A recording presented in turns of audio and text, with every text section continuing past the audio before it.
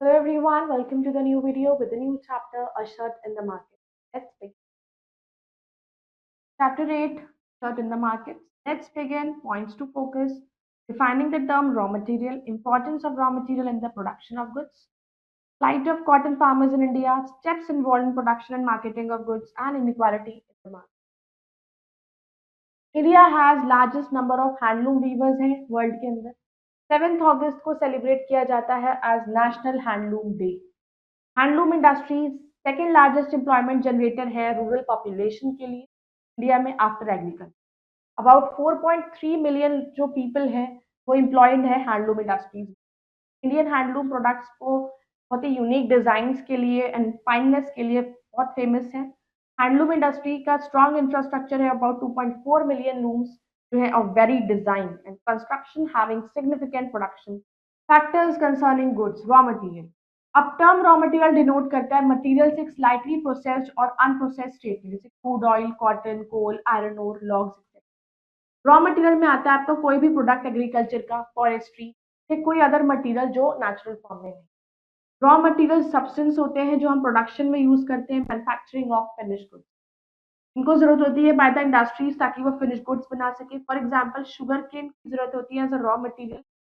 Sugar produce करे by the sugar industry product पे depend करता है मैन्युफैक्चर को जरूरत होती है raw material of different like for example iron and steel industry को जरूरत है आयरन ओर की पेट्रोलियम इंडस्ट्री को जरूरत है क्रूड ऑयल की as a raw material manufacturer procure करते हैं एक्वायर करते हैं रॉ मटेरियल को इकट्ठा करते हैं सप्लायर से फिर कलेक्ट करते हैं अपने ऑन फ्रॉम फार्म या फिर क्वारी रॉ मटेरियल को जरूरत होता है clothing industry fibre basic raw material है क्लोथिंग इंडस्ट्री अलग अलग टाइप ऑफ फाइबर को यूज करती है जो ऑब्टेन कर कुछ नेचुरली मिलते हैं कुछ एनिमल्स के थ्रू मिलते हैं कुछ मैनुअली प्रोड्यूस करे जाते हैं जैसे कॉटन को हम कॉटन क्रॉप से मिलता है वूल हमें शीप से मिलता है सिल्क फ्रॉम सिल्क वॉर्म से मिलता है तो ये फाइबर्स को यूज किया जाता है ड्रेसेस बनती है टावल्स बनते हैं ब्लैंकेट्स बनते हैं फाइबर यूज होता है यान बनाने के लिए यान इन टर्न यूज होता है फैब्रिक बनाने के लिए डाइस को हम यूज करते हैं फैब्रिक को कलर करने कॉटन फार्मर टॉयल करता है hard to get a good harvest of cotton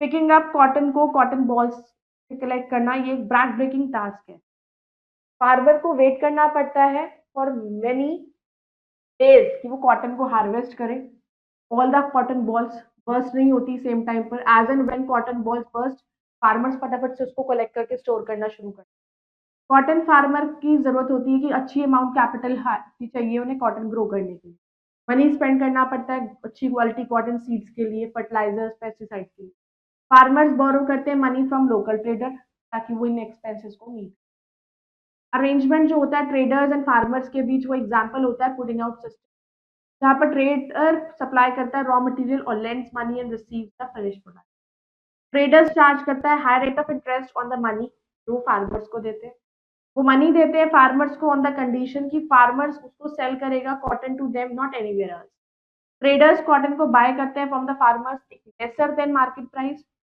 तो फार्मर सफर करते हैं at the hands of traders farmers को बोरो करना पड़ता है money from the traders not only seeds को परचेज करने but fertilisers and pesticides but also उनके हाउस होल्ड खर्चों को भी मीट जैसे education of their children marriage function illness etcetera knowledge corner handloom export promotion council HEPC ये form हुआ 1965 में स्टैट्यूटरी बॉडी है constitute under the ministry of textile government of India promote export of all handloom products जैसे कि fabric home furnishing carpets and floor covering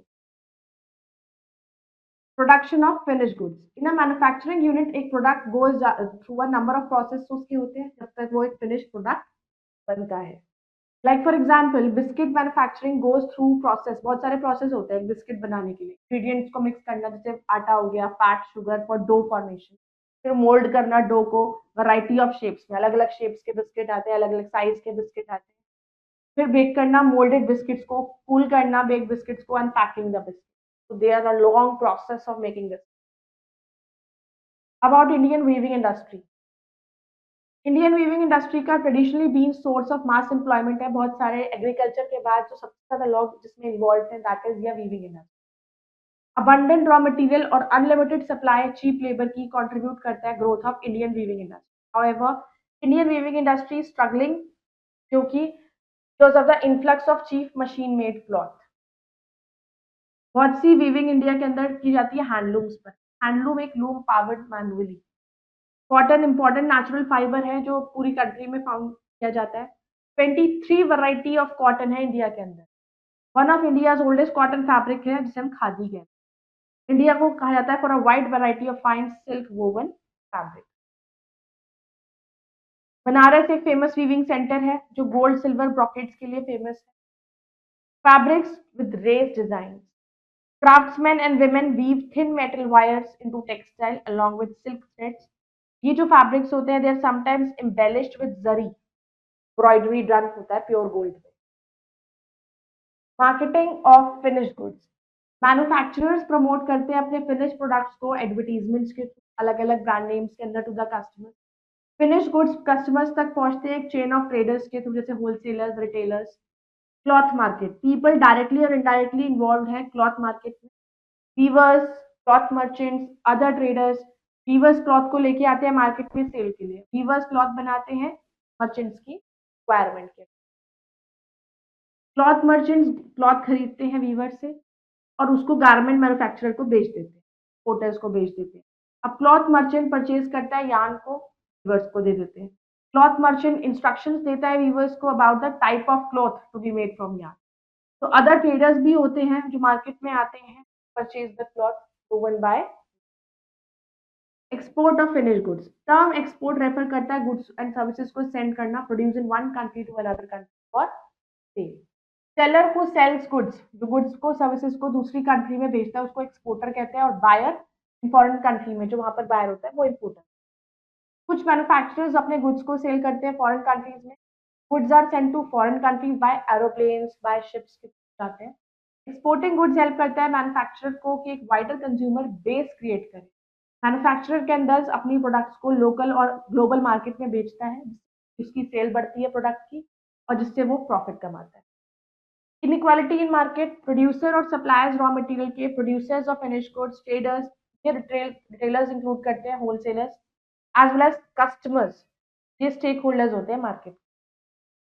all of the above को equally benefit सबको नहीं मिलता market में। While manufacturers और traders ज्यादा earn करते हैं, प्रोड्यूसर्स जो होते हैं कॉटन फार्मर्स कम अर्न करते हैं। फार्मर्स जो रॉ मटेरियल प्रोड्यूस करते हैं इंडस्ट्रीज के लिए उनको फेयर प्राइस नहीं मिलते अपनी प्रोडक्ट, उनको एक्सप्लॉइट भी किया जाता है जो ट्रेडर्स या मिडल मैन जो भी होते हैं। Next value, we can contribute to local business by shopping locally, supporting local producers, spreading the word about local services, participating in community events that promote the local commerce. ये help करता है strengthen the local economy and support small business. Let's remember, India has the largest number of handloom weavers in the world with 4.3 million people employed in the industry. National Handloom Day is celebrated on 7th August to honor the importance of handloom industry. Handloom industry second largest job provider है in rural India following agriculture. Raw material essential for manufacturing goods for clothing and primary raw material fibre. Cotton wool silk examples हैं fibres के that is used to make the clothing items like dresses and blankets. Cotton farmers face difficulties as they often borrow money from traders to buy seeds and other necessities. Traders charge high interest rates and buy cotton at lower prices, causing financial strain on farmers. Handlooms, which are manually operated, widely used in Indian weaving industry. Banaras is renowned for its rich brocade fabrics, which are woven with gold and silver thread. Term export means sending goods to other country for sale and helping the manufacturers global market. Finished goods are sold through traders, including wholesalers, retailers, to help करते हैं distribute products to customers. Farmers often get less money for their produce compared to manufacturers. Traders face assessment corner multiple choice questions. What is celebrated on 7th August India? International Handloom.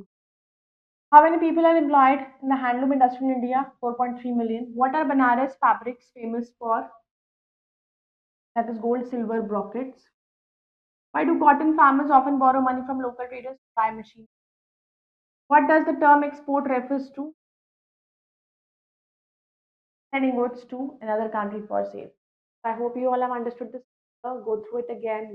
Next video. Bye bye. Take